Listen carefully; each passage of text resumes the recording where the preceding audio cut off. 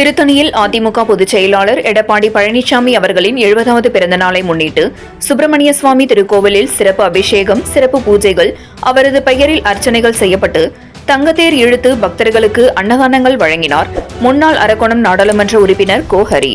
இந்நிகழ்வில் திரளான தொண்டர்கள் கலந்து கொண்டனர்.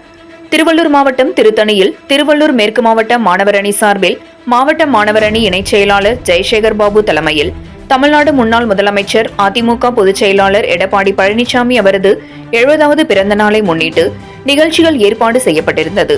இதில் சிறப்பு அழைப்பாளராக கலந்து கொண்டார் முன்னாள் அரக்கோணம் நாடாளுமன்ற உறுப்பினர் அதிமுக அமைப்பு செயலாளர் திருத்தணி கோஹரி.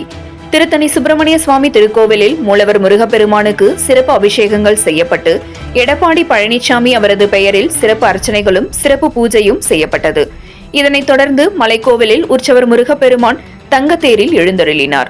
இந்த தங்கத்தேரை வடம் பிடித்து இழுத்து திருக்கோவில் முழுவதும் வலம் வந்தார் கழகமைப்பு செயலாளர் கோஹரி. இதனைத் தொடர்ந்து 1000 பக்தர்களுக்கு திருக்கோவில் வளாகத்தில் அன்னதானமும் வழங்கினார். இந்நிகழ்ச்சியில் திரளான தொண்டர்களும் நிர்வாகிகளும் கலந்து கொண்டனர். 7 Green News செய்திகளுக்காக திருத்தணி செய்தியாளர் மணிகண்டன்.